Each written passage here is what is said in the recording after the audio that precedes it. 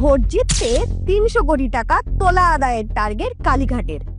হ্যাঁ, ঠিকই শুনছেন। হিসেবটা প্রথমে একটু মিলিয়ে নিন।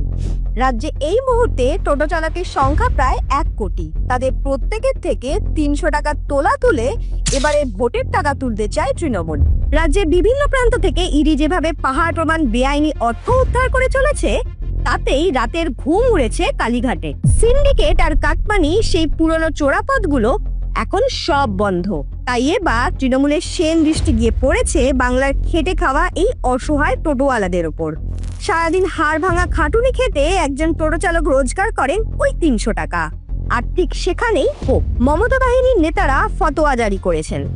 রেজিস্ট্রেশন করতে হবে, ইন্স্যুরেন্স করতে হবে, আরো বিভিন্ন টাকা দিতে হবে, যা আসলে ঘুরপথে সেই কাটমানি হিসেবে ঢুকছে তৃণমূলের অ্যাকাউন্টে। আর রাস্তায় উঠলেই মমতার পুলিশের নির্লজ্জ তোলাবাজি তো আছেই। গত ১৫ বছরে মমতা ব্যানার্জি আপনি তো রাজ্যটাকে একটা শিল্পহীন, কর্মসংস্থানহীন শ্মশানে পরিণত করেছেন। MA BA পাশ করা শিক্ষিত বেকার যুবকরা পেটের দায়ে আজ টোটো চালাতে বাধ্য হচ্ছে। আর ভিনদেশি অনুপ্রবেশকারীরা এই রাজ্যে এসে বুক ফুলিয়ে গুলি করছে। বাংলার ভূমিপুত্ররা টোটো নিয়ে রাস্তায় নামলেই ফতোয়া, হাই রোডে ওঠা যাবে না, বিকল্প কোনো সার্ভিস রোড নেই, অথচ জুলুমের শেষ নেই। তো বাংলার এই বেকার যুবদের টোটোগুলো কি এবার আকাশে উড়বে? কান খুলে শুনে রাখুন মমতা ব্যানার্জি, এই ১ কোটি টোটো চালকের সঙ্গে জড়িয়ে আছে তাদের গোটা পরিবার।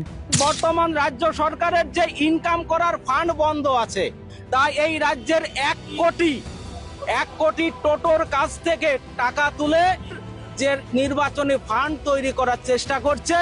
আমরা সরকারের বিরুদ্ধে ব্যবস্থা নেব। ১ কোটি টোটো থাকলে ৫ কোটি ভোট, একটা ফ্যামিলিতে ৫টা করে ভোট আছে।